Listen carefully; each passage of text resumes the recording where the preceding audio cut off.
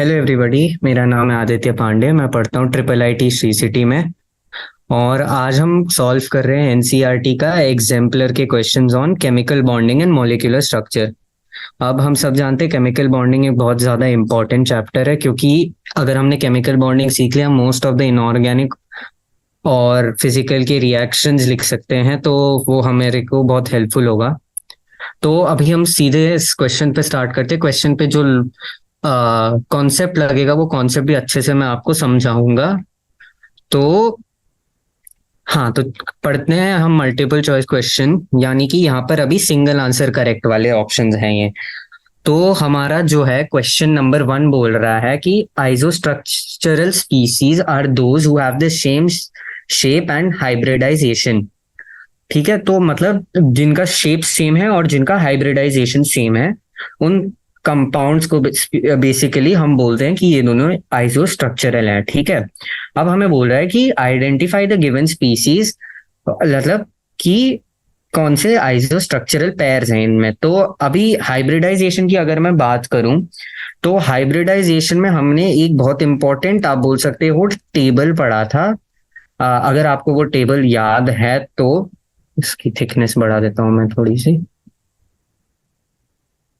हाँ, तो अगर आपको वो टेबल याद है तो उसमें बेसिकली था हमारा बॉन्डिंग के कितने एटम्स हैं, हमारा लोन पेयर्स कितना है, और उस हिसाब से हम मॉलिक्यूलर शेप बता देते थे। राइट। और ये टेबल में हमारे ऐसे था, हमारे नंबर्स थे बेसिकली 2, 3, 4, 5, 6 और 7। अब ये एग्जाम्पल जैसे हमने पता है NH3 का, मैं अगर स्ट्रक्चर लगाऊं ऐसे NH और यहाँ पर लोन पेयर आ रहा है ना, तो इसको हाइब्रिडाइजेशन करने के लिए हम लगा सकते हैं ऐसे इलेक्ट्रॉन पेयर। और ये हमारे 3H, तो 1, 2, 3, 4 बॉन्ड बने ना इधर, तो इसीलिए इसका ये नंबर 4 है। ये स्टेरिक नंबर मान के चलिए, इसको एक्चुअली हम स्टेरिक नंबर बुलाते हैं। तो स्टेरिक नंबर निकालना है, और स्टेरिक नंबर के बाद फिर आपको देखना है कि कितने इसमें बॉन्ड्स हैं और कितने लोन पेयर्स हैं। जैसे अमोनिया में ये और ये 3 बॉन्ड्स हैं और एक लोन पेयर है। उस हिसाब से आपको अपना मॉलिक्यूलर शेप मिलता है। तो अगर अब मैं आपके लिए वो टेबल बनाऊं, तो टेबल का हेडिंग अगर हम लिख देते हैं, तो पहला है हमारे बॉन्डिंग एटम्स। ठीक है, फिर हमारा आ जाता है लोन पेयर्स, एंड फिर हमारा आ जाता है मॉलिक्यूलर शेप। अब मान लीजिए बॉन्डिंग एटम्स हम 2 नंबर से स्टार्ट करते हैं, स्टेरिक नंबर 2 से। तो यहाँ एक ही पॉसिबिलिटी है कि दोनों एटम्स बॉन्ड, 2 बॉन्ड टाइप बने हो, तो इस केस में मॉलिक्यूलर स्ट्रक्चर हो जाता है हमारा लीनियर। और ये आप देख सकते हैं, ये बेसिकली ऐसा शेप होता है XAX, जैसे कार्बन डाइऑक्साइड का शेप है। ठीक है, तो स्टेरिक नंबर 2 में यही एक केस है। स्टेरिक नंबर 3 अगर हम देखेंगे, तो 3 में अब 2 केसेस आ जाते हैं, तीनों के तीनों बॉन्ड है, या फिर 2 बॉन्ड है और एक लोन पेयर है। तो अगर तीनों के तीनों बॉन्ड है तो वो हो जाता है ट्रिगोनल प्लेनर। और अगर 2 बॉन्ड है और एक लोन पेयर है तो वो हो जाता है हमारा बेंट। और ये तो हमारे स्टेरिक नंबर 2 के लिए हो गया, ये दोनों हमारे स्टेरिक नंबर 3 के लिए हो गया। अब सिमिलरली अगर हम 4 में देखें तो 3 केस होंगे, 3 लोन बॉन्ड्स और एक ये 2 बॉन्ड्स और 2 पेयर। तो इस केस में ये हो जाता है टेट्राहेड्रल, और फिर इस केस में ये हो जाता है ट्रिगोनल पिरामिडल पिरामिडल। और ये लास्ट वाला जो होता है, जब हमारे 2 बॉन्ड होते हैं और 2 लोन पेयर होते हैं, तो ये हो जाता है हमारा बेंट। ठीक है, अभी इस क्वेश्चन के लिए आपको, अगर आप 4 तक करेंगे तो ठीक है, नहीं तो ये 7 तक जाता है। 5 में भी केसेस आते हैं, 6 में भी केसेस आते हैं। तो एक 5 का बना देता हूं मैं, फिर आपका खत्म ही हो जाएगा। तो 5 में क्या आता है, 5 बॉन्ड्स हैं, 0 लोन पेयर्स हैं, 4 बॉन्ड्स हैं, एक लोन पेयर है, 3 बॉन्ड्स हैं, 2 लोन पेयर है, और फाइनली 2 बॉन्ड्स हैं और 3 लोन पेयर्स हैं। तो अगर 5 बॉन्ड हैं और 0 लोन पेयर्स हैं, तो तब ये हमारा बन जाता है ट्रिगोनल बाइपिरामिडल। ठीक है, 4 बॉन्ड है और एक लोन पेयर है, तो वो हमारा बन जाता है सी सॉ स्ट्रक्चर। 3 बॉन्ड है और 2 लोन पेयर हैं, तो ये बन जाता है हमारा टी शेप्ड और सिमिलरली अगर दो बॉन्ड है और तीन लोन पेयर है तो ये हमारा वापस बन जाता है लीनियर शेप का। ठीक है, तो इतना अगर अभी आपको याद है ये वाला पार्ट जो मैं दिखा रहा हूं आपके स्क्रीन में, अगर आपको ये याद है तो आप अपना बेसिक केमिकल जो स्ट्रक्चर है एग्जाम्पलर तो मोस्टली आप सॉल्व कर ही लोगे। तो ये पूरा जो है ये स्टेरिक नंबर 4 के लिए है, और ये जो पूरा बनाया है हमने ये स्टेरिक नंबर 5 के लिए है। अब हम क्वेश्चन पे आते हैं, तो क्वेश्चन हमें बोल रहा है कि हमें आइसोस्ट्रक्चरल ढूंढे, मतलब हाइब्रिडाइजेशन सेम है जिन जिन की। अब अगर हम NF3 देखें तो NF3 का स्ट्रक्चर कैसा बनेगा, N 3F होंगे, राइट, और एक लोन पेयर होगा। अब आप देख सकते हो इसके स्टेरिक नंबर 4 है, लेकिन और इसमें सीन ये ऐसा है कि इसमें 3 बॉन्ड पेयर्स हैं और एक लोन पेयर है। अब अगर मैं ऊपर जाके आपको टेबल में दिखाऊं, जहां 3 बॉन्ड पेयर एक लोन पेयर है, उसका शेप हमने बताया था ट्रिगोनल बाइपिरामिडल। तो NF3 का शेप क्या है, ट्रिगोनल बाइपिरामिडल है ना। और उसी तरह दूसरा हम देख लें BF3, तो बोरॉन में लोन पेयर तो नहीं होगा, एक बार वो सारे एफ हो जाएं तो ये खाली होगा 3 bond pair plus 0 lone pair, जिसमें स्टेरिक नंबर 3 होगा इसका, है ना।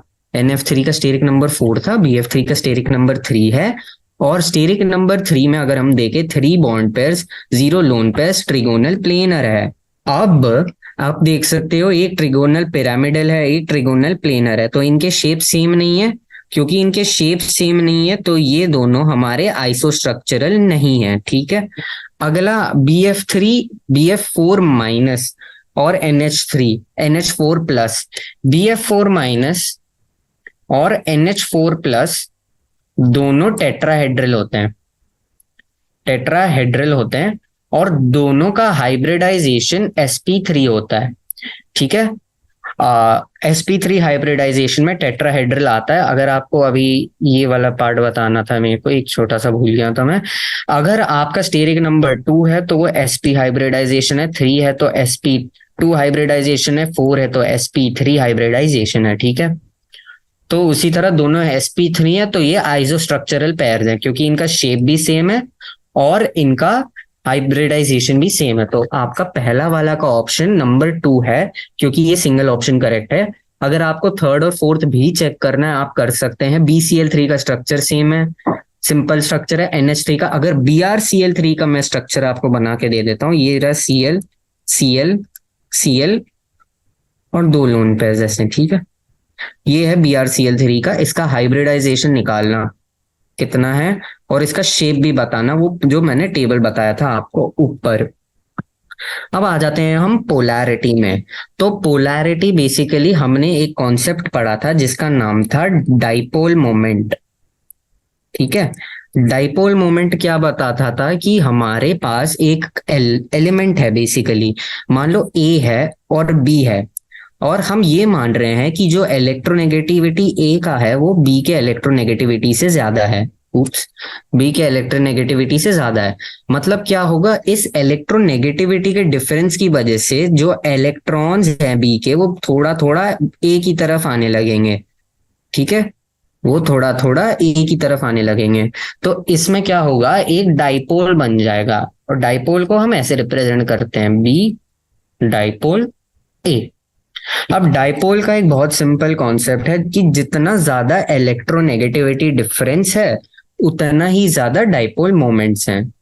सिंपल बात है, जितना ज्यादा इलेक्ट्रोनेगेटिविटी डिफरेंस है उतना ज्यादा है। अब हम कार्बन डाइऑक्साइड में देखें, ठीक है, तो कार्बन डाइऑक्साइड का स्ट्रक्चर ऐसा होता है कुछ, राइट। अब यहां देखो, इस तरफ आएगा कार्बन और ऑक्सीजन के बीच का इलेक्ट्रोनेगेटिविटी, और इस तरफ आएगा कार्बन ऑक्सीजन। क्योंकि दोनों साइड में कार्बन और ऑक्सीजन के बीच में ही है तो ये इलेक्ट्रोनेगेटिविटीज के वैल्यू सेम होंगे और ये ऑपोजिट डायरेक्शंस में होंगे। सेम और ऑपोजिट डायरेक्शन एक दूसरे को कैंसिल करके ओवरऑल डाइपोल मोमेंट 0 आएगा। तो हमें बेसिकली इस क्वेश्चन में पूछा है कि विच of the following has the highest dipole moment. तो कार्बन डाइऑक्साइड हो ही नहीं सकता, क्योंकि कार्बन डाइऑक्साइड का डाइपोल मोमेंट 0 है। अगर हम HI का डाइपोल मोमेंट देखें तो HI तो ये है, ठीक है, और हमें ये पता है कि जो हाइड्रोजन है वो आयोडीन का इलेक्ट्रोनेगेटिविटी हाइड्रोजन के इलेक्ट्रोनेगेटिविटी से कम था, तो वो इस तरफ एक डाइपोल मोमेंट बनेगा। ठीक है, तो इसके पास डाइपोल मोमेंट है। वाटर का देखें तो वाटर का स्ट्रक्चर ऐसा होता है, और इस साइड में भी डाइपोल मोमेंट बनेगा। अब HI के dipole moment compare to water का डाइपोल मोमेंट ज्यादा होगा, क्योंकि दोनों सेम डायरेक्शन में जा रहे हैं। यहाँ खाली एक है, यहाँ दो है ना, इसीलिए वाटर का जो डाइपोल मोमेंट है वो ज्यादा होगा। ठीक है, अब बचा हमारा SO2। तो SO2 का स्ट्रक्चर ऐसा ही है। ठीक है, SO2 का जो स्ट्रक्चर है, सॉरी एक मिनट, तो SO2 का जो स्ट्रक्चर है, हमारे SO2 का स्ट्रक्चर है ऐसा। ठीक है, ये ऑपोजिट डायरेक्शन में नहीं है, मेरा स्टाइलस काम नहीं कर रहा है अब, तो ये ऐसे कुछ आते हैं डबल बॉन्ड्स के साथ इस पे। ठीक है, तो ये SO2 का है। तो SO2 का आप देख सकते हो, एक है इस तरफ, ये वाला है इस तरफ, और ये वाला है इस तरफ। ठीक है, तो इलेक्ट्रोनेगेटिविटी डिफरेंस सबसे ज्यादा आप देख सकते हो आपके HO2 में बनता है। तो आपके सेकंड वाले का जो आंसर है, वो वाला आंसर है आपका H2O। H2O में आपका सबसे ज्यादा जो आपको डाइपोल मोमेंट दिखेगा वो H2O में दिखेगा। ठीक है, अब हम आ जाते हैं थर्ड क्वेश्चन पे। तो थर्ड क्वेश्चन बेसिकली बोल रहा है the types of hybrid orbitals are expected to be this। Simple बात, क्वेश्चन आपको ये बोल रहा है कि मेरे को इसमें हाइब्रिडाइजेशन निकाल के दिखाओ। ठीक है, अब हाइब्रिडाइजेशन का एक फॉर्मूला था जो कि था H is equal to 1/2, H is equal to 1/2, और फिर आपका आ जाता है V प्लस M 1/2, सॉरी हाँ, तो 1/2 ये आ जाता है V plus M minus C plus A, V plus M minus C plus A, जहां पर हमारा V होता है नंबर ऑफ वेलेंस इलेक्ट्रॉन जो कि हमारे सेंट्रल एटम में एग्जिस्ट करते हैं। मतलब जितने वेलेंस इलेक्ट्रॉन्स हमारे सेंट्रल एटम में हैं, उतना वो वैल्यू हमें लिखना है। ठीक है, M है कि कितने नंबर ऑफ मोनोवेलेंट एटम्स हमारे सेंट्रल एटम को कनेक्टेड हैं। मोनोवेलेंट मतलब जिसमें खाली एक ही बॉन्ड हो, वो मोनोवेलेंट हो जाता है। C है कैटायोनिक चार्ज, मतलब कि आपको जितना टोटल चार्ज वहां प्लस का दिख रहा है तो वो कितना होगा। ठीक है, प्लस का चार्ज कितना होगा, और A का मतलब एनायोनिक चार्ज। एनायोनिक चार्ज तो सिंपल सी बात है, वो नेगेटिव चार्ज जो भी है आपका। तो अब अगर हम देखें NO2+, तो NO2+ का अगर आपको स्ट्रक्चर्स पता है तो आप बेसिकली इसमें कैलकुलेट कर सकते हो कि किसका हाइब्रिडाइजेशन कितना है। तो अगर हम स्टार्ट करें सबसे सिंपल वाले से, तो NH4+ से स्टार्ट करें अगर हम, तो वो होता है NH। ठीक है, और यहाँ प्लस चार्ज होता है N पे। अब क्या सीन है कि अब हमें देखना है, नाइट्रोजन हमारा सेंट्रल एटम है, राइट। तो number of valence electron nitrogen में कितने होते हैं? 5 होते हैं नंबर ऑफ वेलेंस इलेक्ट्रॉन। अब अगर नंबर ऑफ वेलेंस इलेक्ट्रॉन्स 5 हैं, तो फिर नेक्स्ट आप कैलकुलेट करिए M मतलब कितने मोनोवेलेंट एटम्स हैं।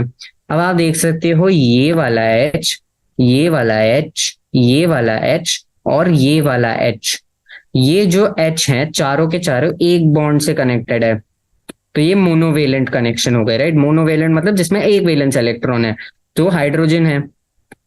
अब तो इसका वैल्यू हो गया 5 और इसका वैल्यू आपको मिल गया है 4। 5 मिला, 4 मिला। कैटायोनिक चार्ज आपका 1 है, एनायोनिक चार्ज आपका 0 है। तो इसके हिसाब से आपको एक पर्टिकुलर वैल्यू मिल जाएगा और फिर वो वैल्यू एक करस्पॉन्डिंग टेबल के ऊपर आप हाइब्रिडाइजेशन करके बता सकते हैं। ये एक तरीका है।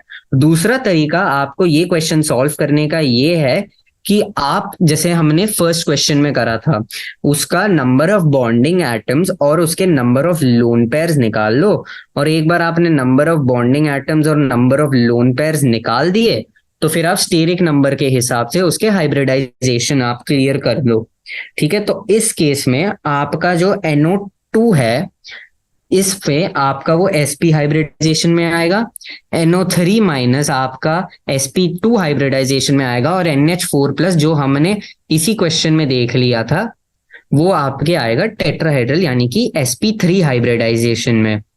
ठीक है, अब हम आ जाते हैं हाइड्रोजन बॉन्डिंग।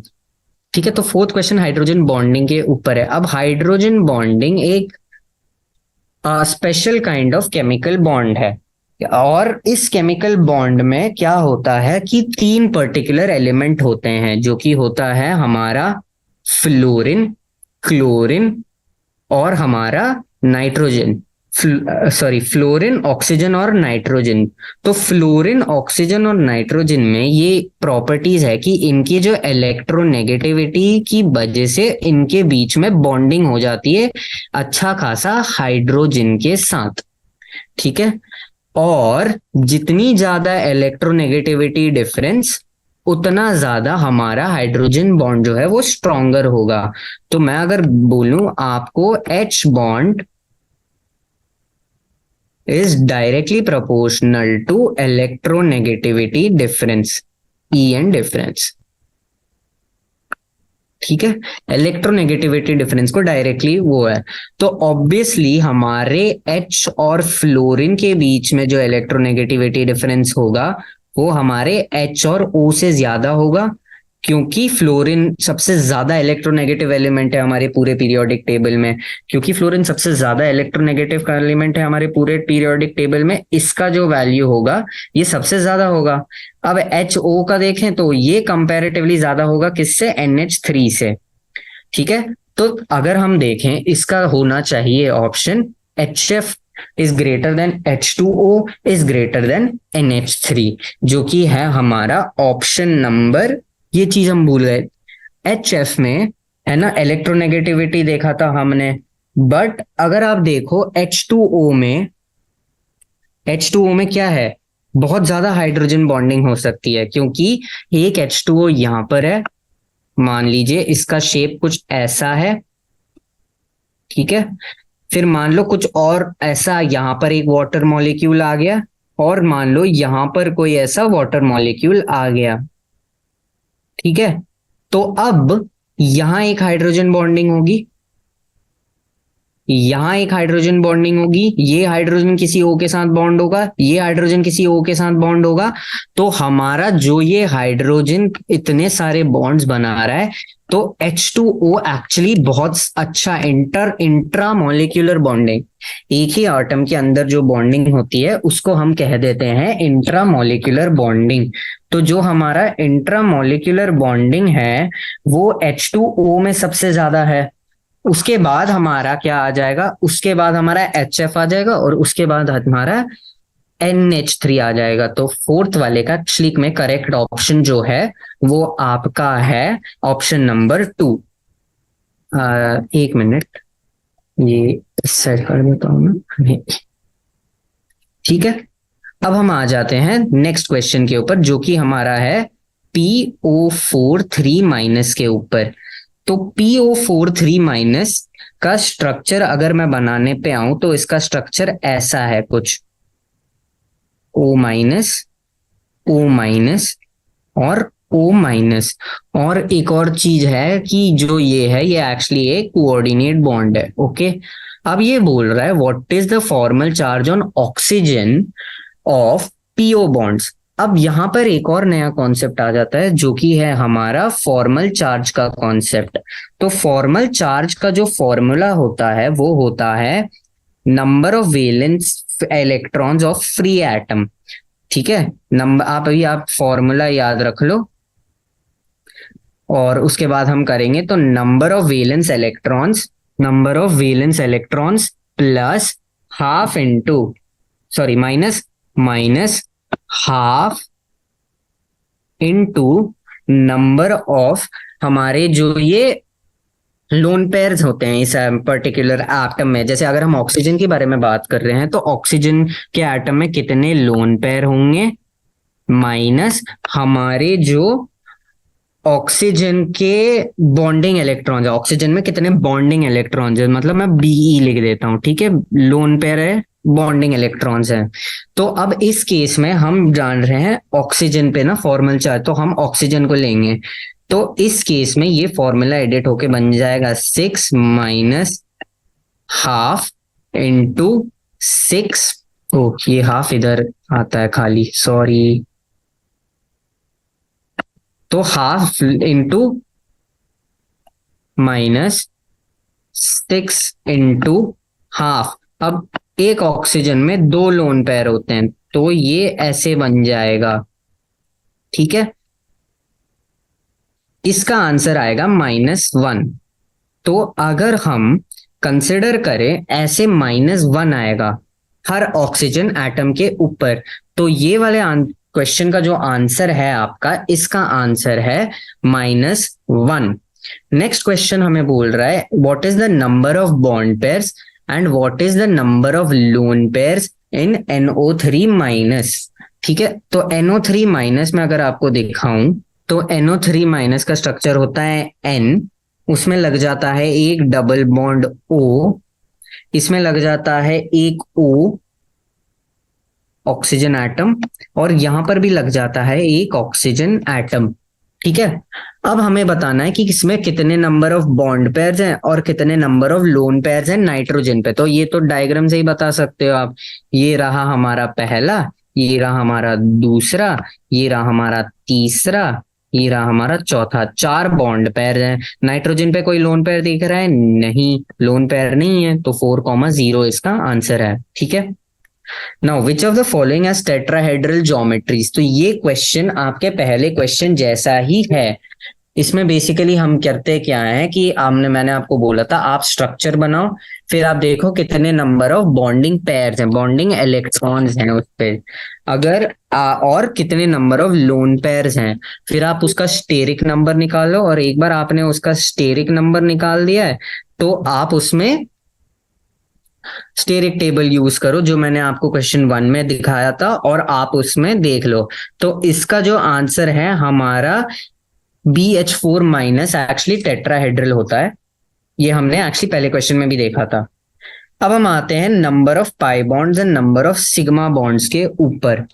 तो नंबर ऑफ पाई बॉन्ड्स जो बेसिकली होता है ये हम कैलकुलेट करते हैं थोड़े बहुत ऐसे तरीकों से। ठीक है, तो पाई बॉन्ड्स में हमें ये याद रखना है कि अगर आपके पास एक सिंगल बॉन्ड है तो उसमें खाली 1 सिग्मा बॉन्ड है। ठीक है, और अगर हमारे पास डबल बॉन्ड है तो डबल बॉन्ड में एक सिग्मा बॉन्ड होता है और एक पाई बॉन्ड होता है। और ट्रिपल बॉन्ड है तो इसमें होता है एक sigma bond plus 2 pi bonds. ठीक है, 2 पाई बॉन्ड्स हैं। अब मैंने जो ये आपको बता दिया कि इसमें सिग्मा बॉन्ड्स कितने हैं, पाई बॉन्ड्स कितने हैं, ये अभी आपको कैलकुलेट करना है। तो इसका अगर स्ट्रक्चर मैं बनाऊं यहां पर, ये रहा और ये दूसरा साइक्लोहेक्सेन। ठीक है, ये यानी यहां पर है, ये यहां पर है, और ये बेसिकली आपको नैप्थेलीन का स्ट्रक्चर दिया है। ओके, और यहाँ H है, यहाँ H है, यहाँ H है, यहाँ H है, यहाँ यहाँ यहाँ यहाँ यहाँ और यहाँ। ठीक है, तो H अब आपको हर जगह का मिल गया है, राइट। अब आपको क्या करना है, आपको कैलकुलेट करना है कि टोटल कितने सिग्मा बॉन्ड्स है। तो एक काम करते हैं, हम पाई बॉन्ड्स के कैलकुलेशन से शुरू करते हैं, क्योंकि पाई बॉन्ड का जो कैलकुलेशन करना होता है वो ज्यादा इजी होता है। ठीक है, तो पाई बॉन्ड का अगर हम कैलकुलेशन करें तो आपको पाई बॉन्ड्स में हमेशा डबल या ट्रिपल बॉन्ड देखना है। तो यहाँ 1 होगा, ठीक है, यहाँ 2 होगा, यहाँ 3 होगा, यहाँ 4 होगा, यहाँ 5 होगा। तो हमारे 5 पाई बॉन्ड्स हैं। सिमिलरली अगर हम सिग्मा बॉन्ड देखें तो सिग्मा बॉन्ड्स कहाँ होगा, एक यहाँ एक सिग्मा होगा, 2 3 4 5 6 7 8 9 10 11 12 13 14 15 16, 17, 18, 19। तो इस हिसाब से अब आपका आंसर कितना होगा कि 5 पाई बॉन्ड्स है और 19 उसमें क्या है, 19 उसमें सिग्मा बॉन्ड्स है, सिग्मा बॉन्ड्स हैं, ठीक है। तो यही है। अब आते हैं हम इस क्वेश्चन पे। नाइन्थ क्वेश्चन बेसिकली जो है वो हमारा यूज करता है molecular orbital theory. Molecular orbital theory अगर आपको पता है, जो भी एटॉमिक नंबर लेस देन 20 होता है जिन भी एलिमेंट्स का, उस पे हम लगा सकते हैं। अब ये एक चीज है जो आपको एनसीईआरटी से याद करनी पड़ेगी, है जो कि है एन और ओ और उसके जितने सारे वेरिएंट्स हैं उसके आपको इलेक्ट्रॉनिक कॉन्फ़िगरेशन याद करना पड़ेगा ताकि आप मॉलिक्यूलर ऑर्बिटल थियरी का क्वेश्चन सॉल्व कर पाओ। जैसे N2+ का ले लें अगर हम N2+, तो N2+ में हम स्टार्ट करते हैं के से। तो के में हमने देखा था कि जो हमारा है डिवाइड होता है 1 में, 2 में, 3 ऐसे लेवल्स में डिवाइड हो जाता है, राइट।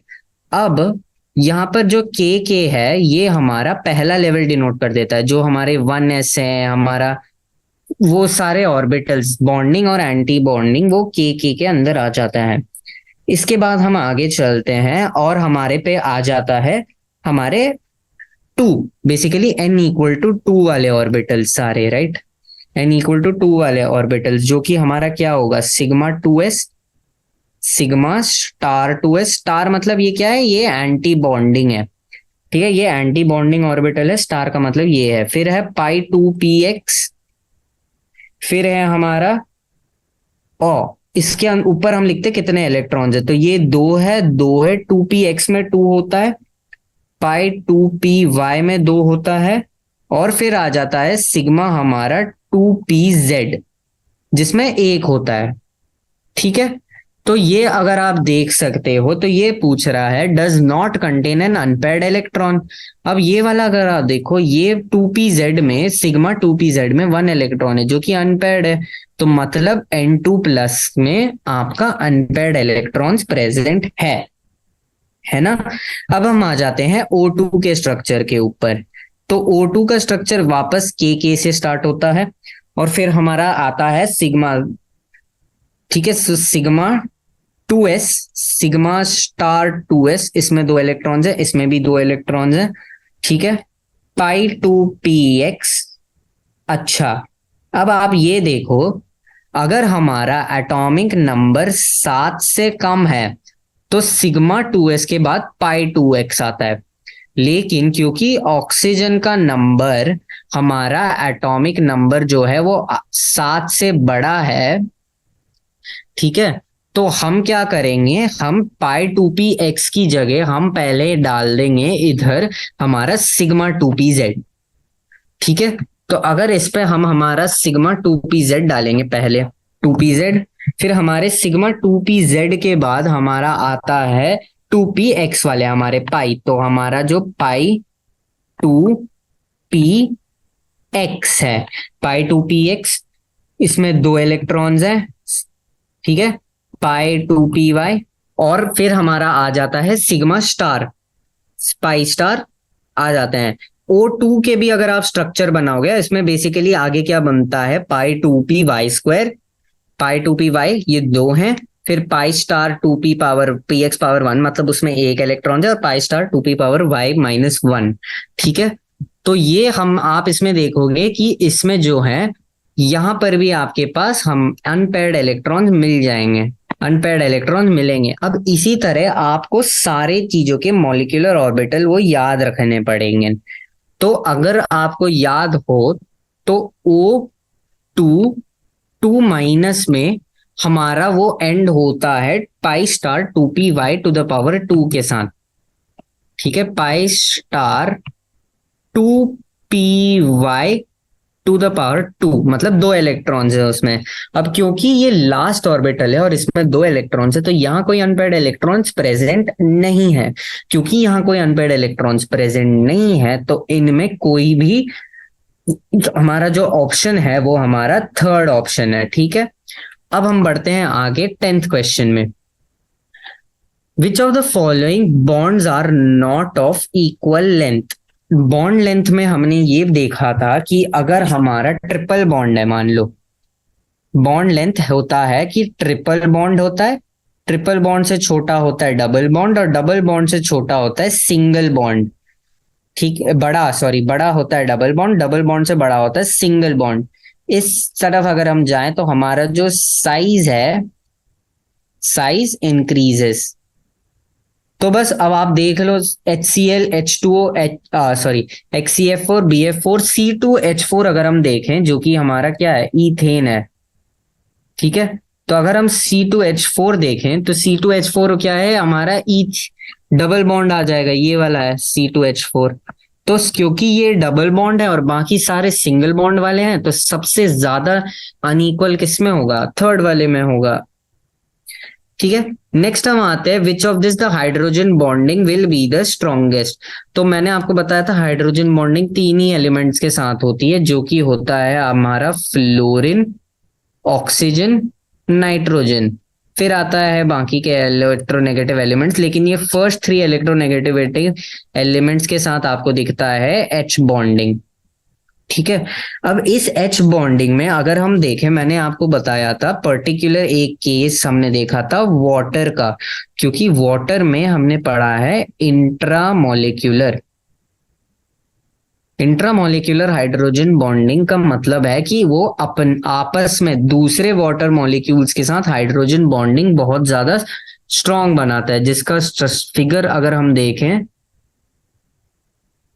वो हट गया फिगर। तो इसका फिगर हमने बेसिकली देखा था इस सीन में कि अगर हम एक वाटर मॉलिक्यूल यहां रख दें, एक वाटर मॉलिक्यूल हम यहां रख दें, एक वाटर मॉलिक्यूल मान लो हम ऐसे रख देते हैं, ये हमारा OH, और एक वाटर मॉलिक्यूल हम ऐसे रख देते हैं, तो इसमें हाइड्रोजन बॉन्डिंग यहां हो सकती है, इसमें हाइड्रोजन बॉन्डिंग ऐसे हो सकती है, इसमें हाइड्रोजन बॉन्डिंग हो सकती है। ये तो मैंने बहुत एक वियर्ड शेप बना दिया इसीलिए ऐसा दिख रहा है, नहीं तो एक बहुत ही सिस्टमैटिक वे में भी हाइड्रोजन बॉन्डिंग हो सकती है। तो इसमें आप ये याद रखना कि स्ट्रॉन्गेस्ट वो H2O में होगा और HiHS या HCl में बिल्कुल नहीं होगा। अब अगर आप देखो, which of the following in the following electronic configuration the 4 electrons involved in chemical bonding would be. Simple सी बात है, जो बाहर के दो होंगे, राइट, 3D2 और 4s2, ऑप्शन नंबर 4। ये बेसिकली हमारे ट्रांजिशन एलिमेंट्स में है। ट्रांजिशन एलिमेंट्स में अगर हम देखें तो वहां पर ये यूज होता है। ठीक है, आगे अब हम आते हैं क्वेश्चन नंबर 13 पे। ठीक है, अब मैंने आपको बोला था कि आपको याद रखना एक स्टेरिक टेबल, ठीक है, जिसमें स्टेरिक नंबर अगर आपका 2 है तो आपका sp हाइब्रिडाइजेशन है, स्टेरिक नंबर अगर आपका 3 है तो आपका sp2 हाइब्रिडाइजेशन है, और स्टेरिक नंबर अगर आपका 4 है तो आपका sp3 हाइब्रिडाइजेशन है। अब उसी हिसाब से sp2 में आपका स्टेरिक नंबर 3 है, राइट। अब इसके बॉन्ड एंगल ढूंढने के लिए मेन आप क्या करो, जो स्टेरिक नंबर है वो लो, ओके, और जो लोन पेयर्स हैं वो 0 कर दो, मतलब जो स्टेरिक नंबर है उतने बॉन्ड पेयर्स हैं, 0 लोन पेयर्स हैं। इस केस में कौन सा शेप आता है, अगर मैं आपको वापस वो वाला टेबल दिखाऊं, 3 बॉन्ड पेयर 0, इस केस में आता है ट्रिगोनल प्लेनर। ठीक है, तो ट्रिगोनल प्लेनर का जो शेप है वो कुछ बनता है BF3 की तरह, है ना, BF3 की तरह आपका ट्रिगोनल प्लेनर का जो शेप है वो बनता है। तो अगर अब हम BF3 का शेप देखें तो, और वो ऐसा बनेगा, इधर एक F, इधर एक F, इधर एक F, तो इनके बीच का एंगल कितना लग रहा है आपको, क्लियरली आपको इनके बीच का एंगल लग रहा है 120 डिग्रीज। तो मतलब इस क्वेश्चन का आंसर आपका ऑप्शन नंबर 2 है। अब हम आते हैं इस आगे वाले क्वेश्चंस पे। तो अब बोल रहा है नेक्स्ट 4 क्वेश्चन यानी कि 14, 15, 16, 17 के लिए कंपाउंड ए का आपको इलेक्ट्रॉनिक कॉन्फ़िगरेशन मानना है 1s2, 2s2, 2p6। Compound B का इलेक्ट्रॉनिक कॉन्फ़िगरेशन मानना है 1s2, 2s2, 2p6, 3s2, 3p3। तो और कंपाउंड सी का आपको रखना है 1s2 2s2 2p6 3s2 3p6। अगर आपको पीरियोडिक टेबल याद है तो आपका जो ए है बेसिकली वो नियॉन को है, नियॉन को कोरिलेट करता है हमारे पीरियोडिक टेबल में। आपका जो बी है वो फास्फोरस को कोरिलेट करता है और आपका जो सी है वो आपके क्लोरीन को कोरिलेट करता है। तो अब आप ये देखो, stable form of A is given by the formula, obviously क्योंकि ए हमारा नियॉन को रिप्रेजेंट करता है जो कि हमारा है नोबल गैस। ठीक है, तो नोबल गैस का ये स्टेबल इलेक्ट्रॉनिक कॉन्फ़िगरेशन है। और अगर हम देखें स्टेबल फॉर्म ऑफ सी जो है, क्लोरीन का स्टेबल फॉर्म हमें पता है Cl2 का फॉर्म होता है ये वाला। तो Cl2 का फॉर्म मतलब इस क्वेश्चन के हिसाब से C2, कार्बन में कंफ्यूज मत होना, कार्बन नहीं है ये, इस क्वेश्चन में C है हमारा, क्लोरीन रिप्रेजेंट है। अब फॉर्मेशन बिटवीन बी एंड सी, तो आप इस तरह देख लो फॉस्फोरस और क्लोरीन के बीच में कैसा कनेक्शन होगा। फॉस्फोरस का होगा P3+, क्लोरीन का होगा Cl-। तो ये दोनों मिलके क्या बनाएंगे, ये दोनों मिलके बनाएंगे PCl3। PCl3 मतलब हमारा BC3। BC3 जो कंपाउंड है आपका 16th का आंसर वो होगा। और क्योंकि ये दोनों आपके नॉन मेटालिक कंपाउंड्स हैं, ये और ये दोनों नॉन मेटालिक कंपाउंड्स हैं आपके, तो आपके इस बीच का बॉन्ड कैसे फॉर्म होगा, ये फॉर्म होगा कोवेलेंट बॉन्डिंग से। तो आपका 17th क्वेश्चन का आंसर 2 है। तो एक बार अगर मैं रिवाइज करा दूं ये वाला क्वेश्चन, देखो समझो कंफ्यूज मत होना। ए का 1s2 2s2 2p6 दिया है इस क्वेश्चन के लिए। अगर हम इसको पीरियोडिक टेबल से कोरिलेट करवाएं, ए का जो एटॉमिक स्ट्रक्चर है वो नियॉन के सिमिलर है, बी का सिमिलरली एटॉमिक स्ट्रक्चर सिमिलर है हमारे फास्फोरस से, सी का हमारा क्लोरीन है। तो हाँ, इस क्वेश्चन में हम टेक्निकली नियॉन, फास्फोरस और क्लोरीन के रिप्रेजेंट कर रहे हैं, जहां ए को नियॉन की जगह हम ए लिख रहे हैं, फास्फोरस की जगह हम बी लिख रहे हैं, सी की जगह, क्लोरीन की जगह हम सी लिख रहे हैं। ठीक है, अब 14th वाला बोलता है स्टेबल फॉर्मूला, हमें नियॉन गैस का स्टेबल फॉर्मूला वही होता है, तो इसका ऑप्शन ये है। स्टेबल फॉर्म ऑफ कार्बन में be represented by the following, sorry carbon देखो मैंने भी पढ़ लिया अभी। स्टेबल फॉर्म ऑफ सी मतलब क्लोरीन, Cl2 का फॉर्म होता है तो वो इसका है। Molecular formula from B and C मतलब हमारा फास्फोरस और हमारा क्लोरीन के बीच का फॉर्मूला क्या बनता है, PCl3 बनता है जो कि BC3 होगा। और P और Cl दोनों नॉन मेटालिक कंपाउंड्स हैं, इसीलिए ये हमारा कोवेलेंट बॉन्ड्स फॉर्म करेगा। अब यहां आ जाता है जो मैंने आपको डिफरेंस बताया था जब हम मॉलिक्यूलर ऑर्बिटल थियरी के क्वेश्चन सॉल्व करते हैं। तो मैंने आपको ये डिफरेंस बताया था कि जब हम सबसे पहले मॉलिक्यूलर ऑर्बिटल थियरी कब लगाते हैं, हम मॉलिक्यूलर ऑर्बिटल थियरी तब लगाते हैं सबसे पहले जब एटॉमिक नंबर 20 से कम होता है, राइट। 20 से कम अगर किसी का एटॉमिक नंबर है तो उस पर हम मॉलिक्यूलर ऑर्बिटल थियरी लगा देते हैं। उसके बाद हमारा दूसरा पॉइंट ऑफ डिफरेंस आता है जब हम देखते हैं एटॉमिक नंबर 7 को। अगर हम एटॉमिक नंबर 7 देखें तो तब क्या होता है, हमारा pi star 2p x pi star 2p y पहले आ जाते हैं, पहले हमारे पाई ऑर्बिटल्स आ जाते हैं 2p वाले, और फिर हमारा सिग्मा 2p z आता है। ठीक है, ये कब होता है, जब n होता है less than 7, atomic number less than 7 है। अब N2 का एटॉमिक नंबर नाइट्रोजन कंसिस्ट करता है, और नाइट्रोजन का जो हम कैसे बोले, नाइट्रोजन का एटॉमिक नंबर है वो है 7। तो कायदे से आपका क्या आएगा, पहले आपका 2p y आएगा, फिर 7 है तो उससे पहले हमारा पाई ऑर्बिटल जाएगा, और फिर हमारा पाई स्टार आ जाएगा, राइट। तो इस केस में आपका ऑप्शन नंबर जो ए है वो सेटिस्फाई हो जाता है फॉर ग्रेटर देन और इक्वल टू 7 वाले केस में सेटिस्फाई हो जाता है, ये उल्टा हो जाता है उस केस में। ठीक है, नेक्स्ट क्वेश्चन अगर हम पढ़े, ये भी मॉलिक्यूलर ऑर्बिटल थियरी के ऊपर एक और क्वेश्चन है। ठीक है, ये क्वेश्चन 19th वाला जो हम देखने वाले हैं, ये वाला बोल रहा है कि विच of the following statement is not correct from a view point of molecular orbital theory.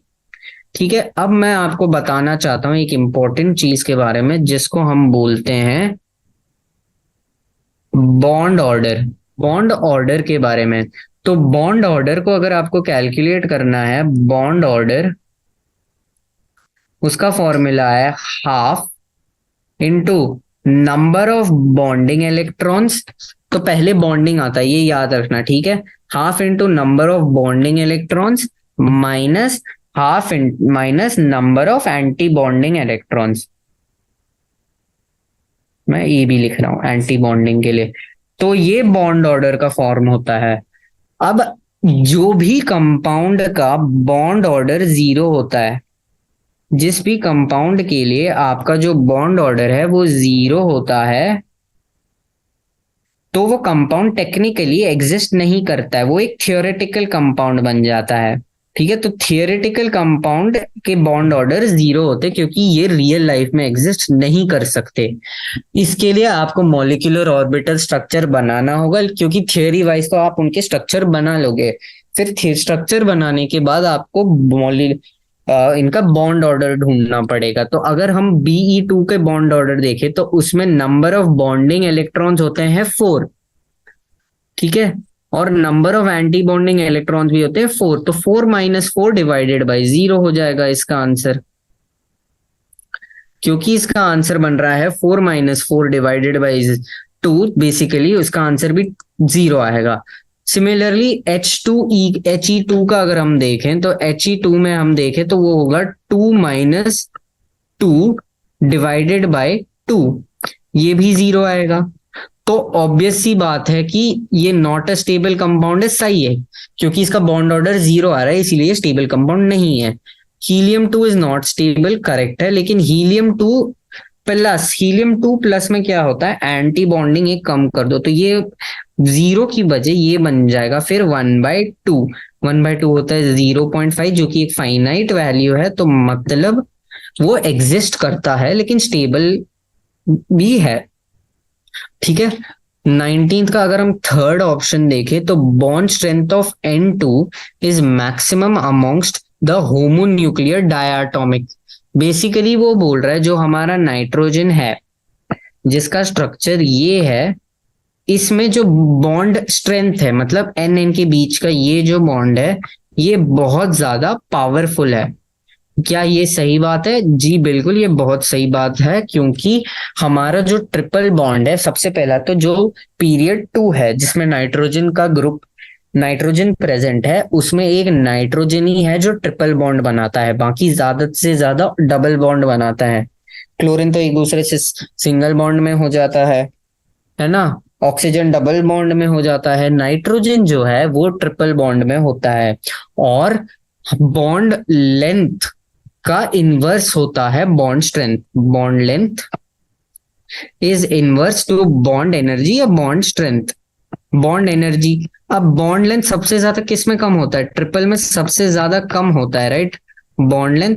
तो बॉन्ड एनर्जी ट्रिपल में सबसे ज्यादा होगी, तो क्योंकि बॉन्ड एनर्जी सबसे ज्यादा है, एन ट्रिपल बॉन्ड एन का जो ये कंपाउंड है ये सबसे ज्यादा स्ट्रेंथ कंटेन करता है। तो इस केस में जो है हमारा 19th में ऑप्शन 2 भी एक बिल्कुल करेक्ट आंसर है। ठीक है, अब वापस आ गए, देखो करेक्ट बॉन्ड ऑर्डर। अब इसमें आपको क्या करना है, आपको O2 माइनस, O2 और O2 प्लस तीनों के आपको बॉन्डिंग और एंटी बॉन्डिंग वो लिखने हैं। तो अगर मैं O2 प्लस का अगर मैं लिख दूं तो वो कैसे होगा, पहला तो के होगा, फिर क्या आएगा सिग्मा 2s 2 इलेक्ट्रॉन्स के साथ, सिग्मा स्टार 2s 2 इलेक्ट्रॉन्स के साथ, फिर सिग्मा 2pz 2 इलेक्ट्रॉन्स के साथ, पाई 2px 2 इलेक्ट्रॉन्स के साथ, और पाई के बीच में होता है डबल बॉन्ड, पाई 2py 2, ये py 2 इलेक्ट्रॉन्स हैं, और फाइनली आपका है पाई स्टार 2px एक के साथ। बॉन्डिंग वाले जो स्टार वाले होते हैं वो सारे हमारे एंटी बॉन्डिंग होते हैं, और जो स्टार वाले नहीं होते वो हमारे बॉन्डिंग हो जाते हैं। तो इसी तरह अगर मैं लिख दूं bond order of O2, bond order of O2, खाली O2 होता है 8 - 4 डिवाइडेड बाई 2, जो कि कितना आ रहा है, जो कि आ रहा है करीब करीब आपका 2। Similarly bond order of O2 minus जो है वो है 8 - 5 डिवाइडेड बाई 2। 3/2 बेसिकली कितना होता है, 1.5। ठीक है, 1.5 आ रहा है O2 माइनस का। अब bond order of 2 plus, bond order of O2 plus कितना होगा, 8 - 3 डिवाइडेड बाई 2। 8 - 3 कितना होता है, 5। 5/2 होता है 2.5, 2.5 होता है। तो हम देख सकते हैं सबसे ज्यादा O2 प्लस का है और सबसे कम हमारा O2 का, O2 माइनस का है। तो इसका ऑर्डर हो गया O2 minus less than O2 less than O2 plus. ठीक है, जो कि हमारा है ऑप्शन नंबर 2। अब नेक्स्ट क्वेश्चन में आते हैं 21st क्वेश्चन पे, जो बोलता है the electronic configuration of the outermost shell of the most electronegative atom is. तो अगर आपको नहीं पता, हमारे पीरियोडिक टेबल का मोस्ट इलेक्ट्रोनेगेटिव एटम जो है वो है फ्लोरीन।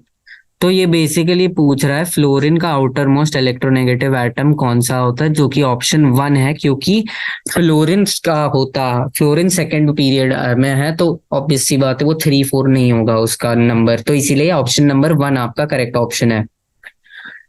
ठीक है, अब आ जाते हैं हमारे 22nd क्वेश्चन पे।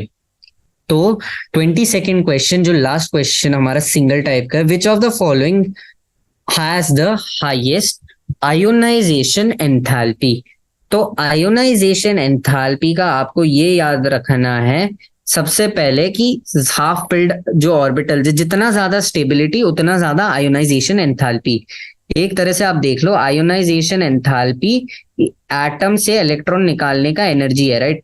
तो अगर वो स्टेबल एटम होगा तो वो इलेक्ट्रॉन इजीली देगा नहीं अपना, वो अपना इलेक्ट्रॉन इजीली देगा नहीं। तो क्योंकि वो अपना इलेक्ट्रॉन इजीली देगा नहीं, तो उसमें ज्यादा एनर्जी लगेगी स्टेबल एटम में। तो जिसकी ज्यादा स्टेबिलिटी उसकी ज्यादा आयोनाइजेशन एंथैल्पी। अब हमारे स्टेबलाइज एनर्जी में सबसे ज्यादा तो हमारे फुल फिल्ड ऑर्बिटल्स के होते हैं, फिर हो जाता है half filled orbitals, half filled orbitals हो जाता है।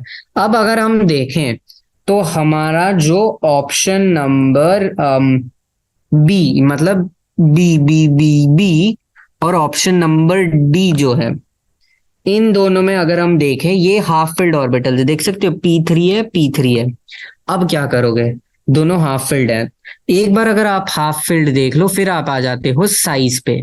साइज देखोगे, अब जिसका कम साइज होगा उसमें आयोनाइजेशन एंथैल्पी ज्यादा होगी, और जिसका साइज ज्यादा होगा उसमें आयोनाइजेशन एंथैल्पी जो है वो कम होगी। ठीक है, तो ये बात अगर आप याद रखो कि पहले तो आप देखो वो हाफ फिल्ड है या फुल फिल्ड है। अगर आपका दो या दो से ज्यादा ऑप्शंस आ रहे हैं हाफ फिल्ड में, तो आप क्या करो, फिर आप चेक करो उसका साइज। एक बार आपने साइज देख लिया तो जिसका ज्यादा छोटा साइज है उसमें आयोनाइजेशन एंथैल्पी ज्यादा लगता है, जो कि ये बी ऑप्शन है आपका, मतलब सेकंड ऑप्शन जो भी है आपका। तो ठीक है, अभी हमने सारे सिंगल ऑप्शन वाले सॉल्व कर दिए थे। इसमें आपको एक तो आपका ये जो मैंने चार्ट बनवाया था ये याद रखना है, इंपॉर्टेंट चार्ट है ये। दूसरा आपको याद रखना है कि वाटर का हाइड्रोजन बॉन्डिंग सबसे ज्यादा होता है, क्योंकि इंट्रा मॉलिक्यूलर हाइड्रोजन बॉन्डिंग सबसे ज्यादा वाटर में देखी जाती है।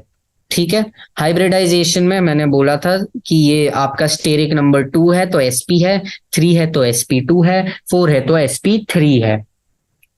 ओके, और बाकी ये एक और फॉर्मूला देख लेना हाइब्रिडाइजेशन का, ये जो हमने यहाँ लिखा है ये वाला, इसको मैं हाईलाइट करके दिखा दूं, ये वाला।